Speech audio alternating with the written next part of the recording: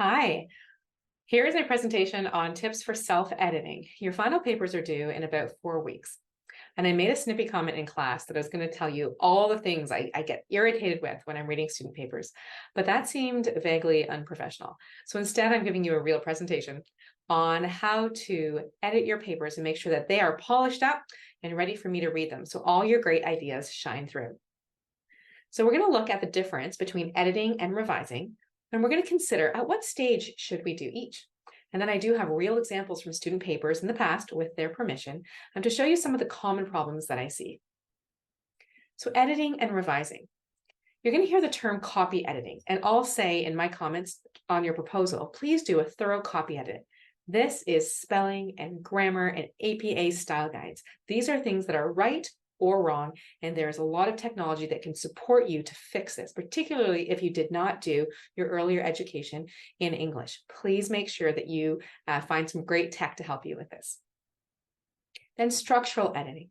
This is when we look at a paragraph and we begin to think, does this paragraph cover what I intended? Which sentence should be first? What ideas should I introduce first? Have I followed a logical paragraph structure? And then revising is the big picture question. This is we zoom out, we look at our paper from a bird's eye. We want to know, does the paper hold together? Did I think clearly about what was introduced first, second, and third so that my argument is clear? Are there sections that should be moved or removed? And there are sections that are missing. What does my reader need to understand this paper from beginning to end? So in what order should we do this? Well, first, we research. We gather our data.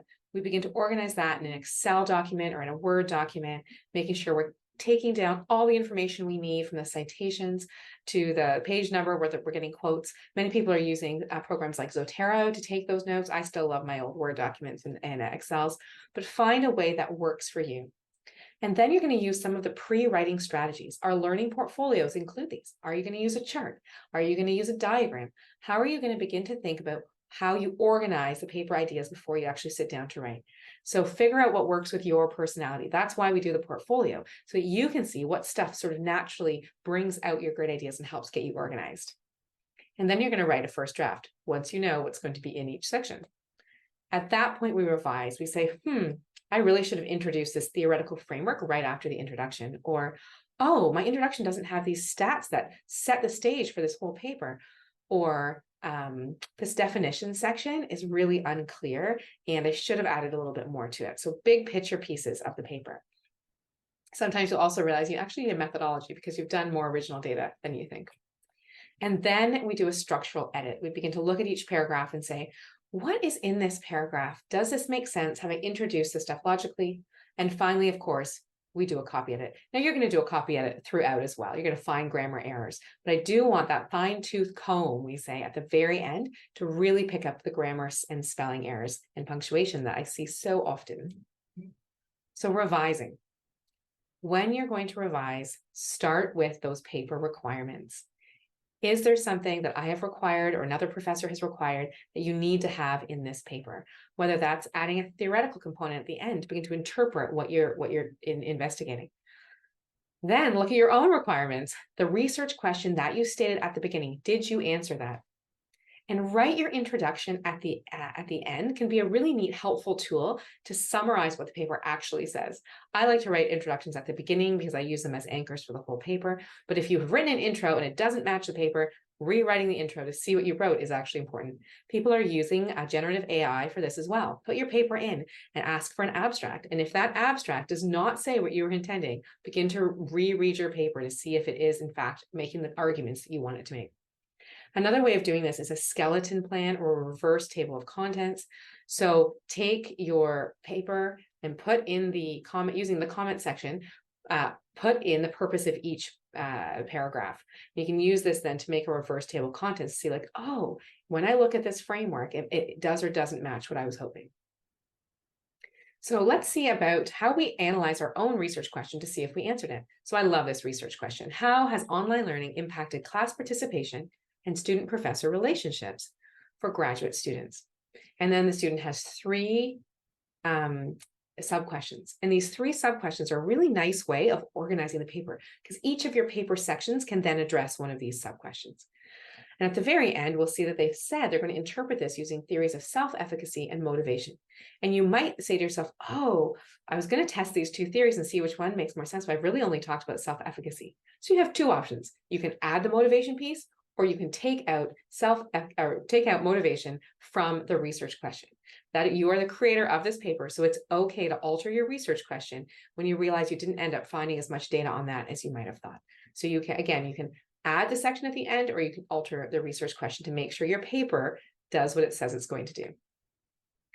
Revising that big picture piece is so great. It's a great time to get a friend or a family member who you trust, who is kind to you, to look over it. Because as an outsider to our field, if they can't follow the logic in your paper, then it can be a sign that your paper needs more clarity. It needs the definitions introduced more at the beginning, needs a more solid background, so we all know, what ranking is or concepts like that.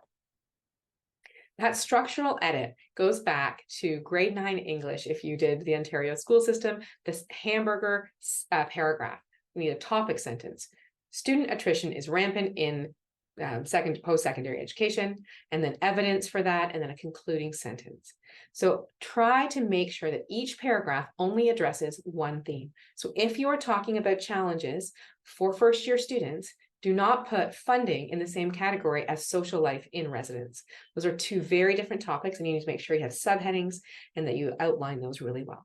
So there you go. There's one of my things that drive me nuts when I'm reading a paragraph and it covers 4 different topics that you really should have only done one, because you had some great ideas and I want them to come out.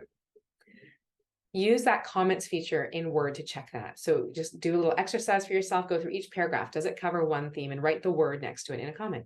And it'll help you to say, oh, this one is too much. I've got several ideas in here.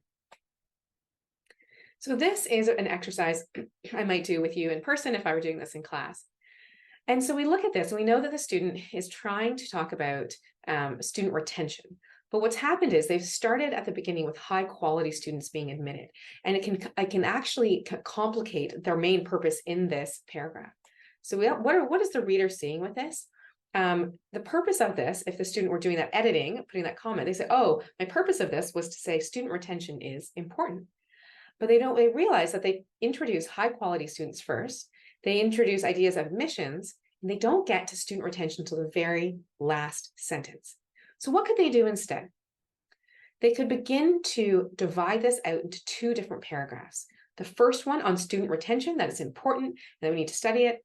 And the second paragraph on graduate student retention, saying this is understudied and this paper fills that gap. So here might be a rewrite for that first sentence. Student retention, see, we start with the main concept, first word. Student retention has implications for the long-term success of both students and universities. And they have 3 citations, which I've just made up. The 3 citations, 1745 would be amazing, right? In the East Asian Nalanda context, they're studying this. You love that. That's your history of higher ed lecture from week 2. Institutions should ensure that data on student retention are collected. Students have multiple reasons why they choose to complete a program or leave halfway, and then we go on. But very clear paragraph, starting with student retention, doesn't bring graduate students in until the next paragraph. And when the student does do this comment exercise, they can say, oh yeah, student retention is important for institutions to study. I got that point across in this paragraph. That was my goal, and there it is. Are you ready for my biggest pet peeve? When we make a claim, we have to have a source. Unless it's very generally understood in society, then you actually put that. It is generally agreed that post-secondary education is great for people. But of course, actually, there are lots of debates about whether we should go to university and college or not. There's a great public media debates. So even with that, you could put an article that sort of shows 2 sides of that. But in this case, there are no sources. And you have to locate yourself in the broader literature. You have to say, oh, I'm contributing to this area, to these scholars who have written before me. So there could be a source here after the student introduces this concept of mentoring. There could be a source here at the end. And there could also be a source here. Particularly that middle one, I don't know if you can see where it starts. The idea of mentorship between 2 individuals is that the younger, less experienced, gains knowledge about the world in hopes to succeed. So that's true, but that's a definition. And when we have a definition, it's often better, unless we're doing the entire paper to establish a definition, when we want to take a definition, it's best to borrow it from the literature, to say what's been written, who are the people who spent their life looking at this, and then we cite them. We say, according to Jones, this is what mentorship is. For the purposes of this paper, I will adopt this definition. But this paragraph could have 3 types of sources. So imagine whenever you sort of make a statement claim, someone's asking you, says who? So you let them know who that is. And of course, for someone else who's reading your paper later, they really want to be able to say, oh, I want to learn more about this, and they can follow your citations. Copy editing. So when we get into copy editing, we are looking at the small details, the grammar, the spelling, the punctuation, things that are, as I mentioned, right or wrong, that you need to get either a handle on or you need to get some technology to support you. So grammar is this idea of the words actually making sense, verbs matching nouns. Is you. We all know that's not right. It's are you. It isn't my fault you weren't there. Punctuation are the periods, the commas, the colons, the apostrophes, the quotation marks, all the things that make the sentence make sense. And spelling is what Word helps you with. Word also helps you with grammar, though. It helps you with the underlining. But this idea of the red line, if it's in your paper, you need to look at it. If it's there when I see it on your paper, I know you just didn't look at it. So that's just sloppy, and I want you to fix all that stuff. Again, so that your great ideas are seen by me. So go into the copy editing process with your best draft. If you are using an external source or you're using generative AI or another technology, you write the paper yourself. This is incredibly important because sometimes when you put a paper into a copy editing program, it will make suggestions. And if you accept too many, it can actually muddy the waters. And I can be like, this doesn't make sense. And several of my students, especially at the graduate level, where we're looking at rich analysis, they said, oh, it actually altered what my purpose was. So only use it when you have an almost perfect draft. Put it in just to get the grammar help. And again, don't take the secondary suggestions to sort of reshape the entire paragraph, because you need to be the agent of that meaning within that paragraph. Here's some copy editing examples. Small grammar errors. So this is missing the. So this happens a lot, particularly if you have done your early education in a different language. Sometimes you add extra thes. Sometimes you have the he's and she's wrong. Sometimes you're missing the. So that's just something that often Word can pick up with a blue underline. Word, Microsoft Word. In academic writing, you can start with conjunctions like and, but, or since, but it's not, you know, if you're trying to practice polishing, you can get rid of those. I'm pretty flexible with this, though I might mention it. And in this example, they've lost the subject. So the screening tool can provide an objective assessment of an international engineer's ability to write the registration examination, but unable to determine. It needs to be but the tool is unable to determine. You could put it, but we sometimes might get mixed up with the international engineer or the registration exam. So restating that subject, that noun, can be really important. So, but the exam, the screening tool, yeah, those are the same thing. Interesting. So I was so confused by this, I can't even give you my example. Therefore, the characteristics of the recruiting institution is also a factor. The characteristics is a plural noun. It needs to be matched by a plural verb. So that's where we're missing an S. This is very common, especially if you write really long sentences, you often will lose your verb. Also, this is not very specific. Why did I say that? Oh, yes. The characteristics of the recruiting tool institution are also a factor in why students choose to study abroad. The characteristics needs to be specified. So is it the ranking? Is it the location? Is it the number of students? The options for course enrollment? So we are writing academic papers, which means we need details. So this would be okay if it's the intro to a paragraph that's outlining some of these things. But if this is the beginning of a paper where we want to start to identify right away all of these characteristics if they're going to be the body of this paper. So in your intro, you want to begin to say location is important. Subjects of discipline are important. Okay, moving on.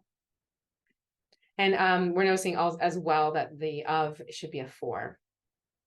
And so this can be hard. These are the grammar issues that can be quite challenging to learn.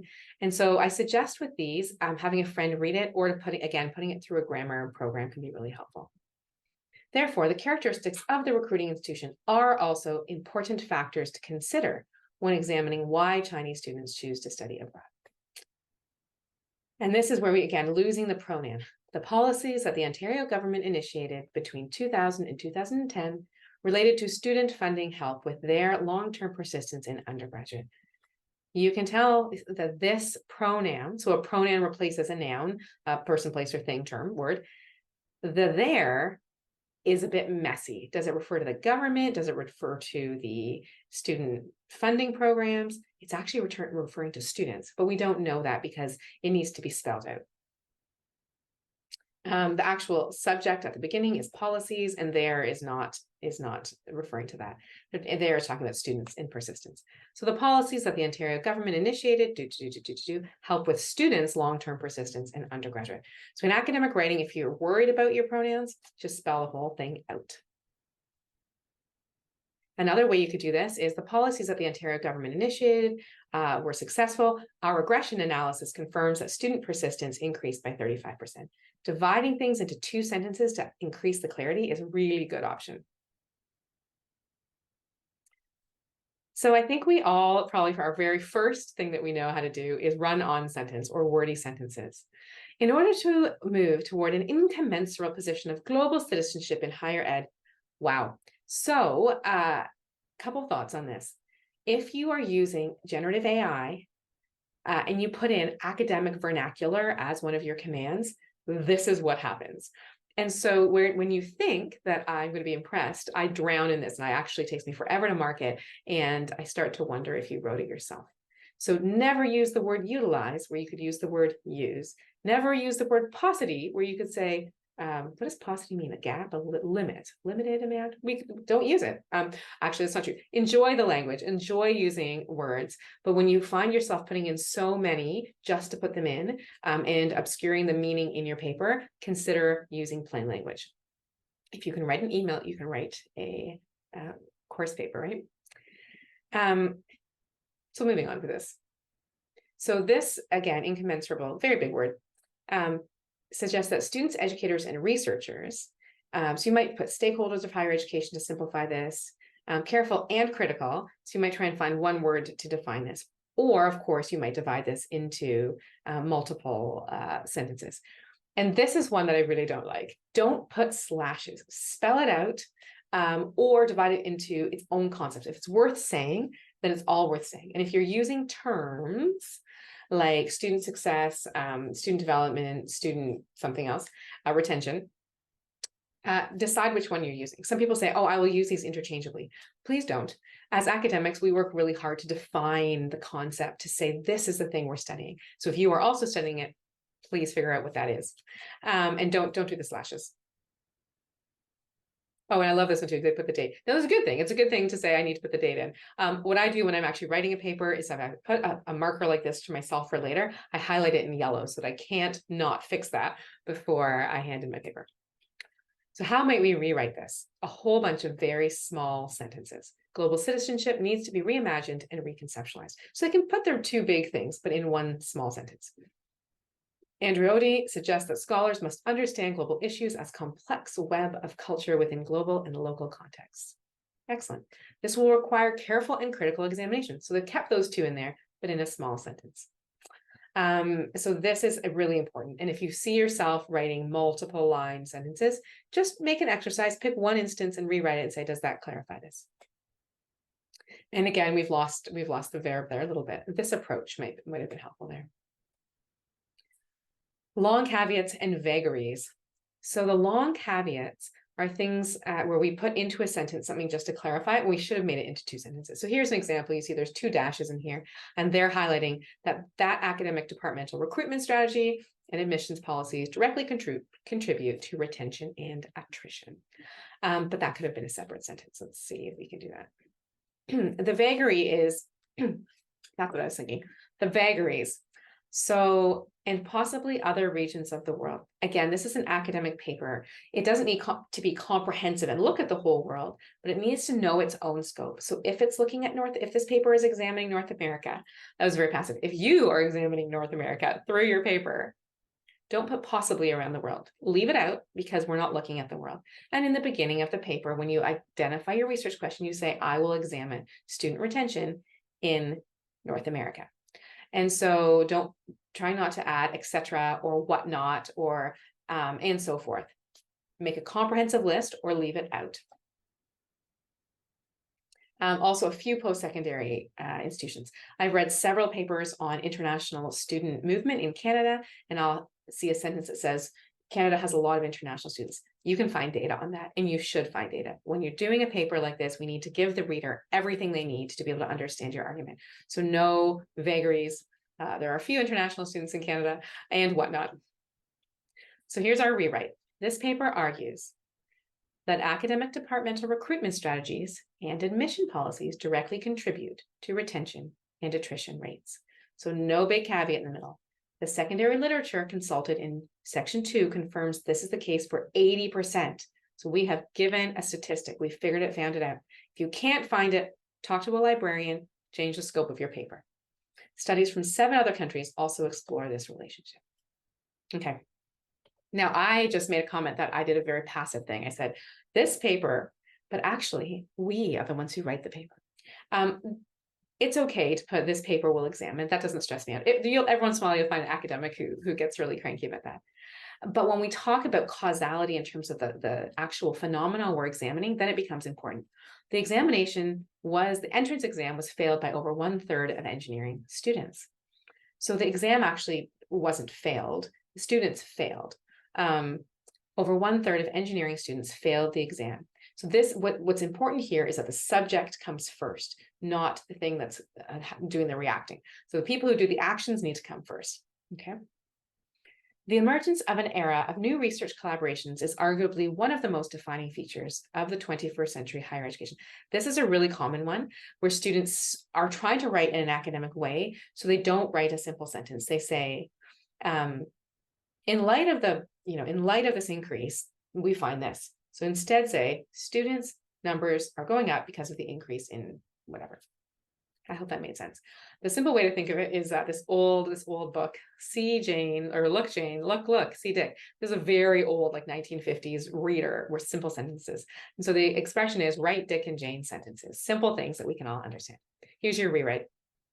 One of the most defining features of 21st century higher education is the emergence of new research collaborations. Nice and simple. Okay, so what are you going to do next? You are going to go to the University of Toronto's a Writing Advising Center or the Graduate Center for Academic Communication. You're going to take some workshops there.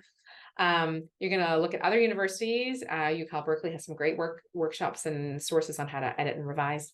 And of course, when you're doing your APA style guidelines, you're going to visit the Purdue OWL's website because it gives you examples. It's very user-friendly. And since it exists out there, it's taken away every possible excuse any of you have not to cite things properly.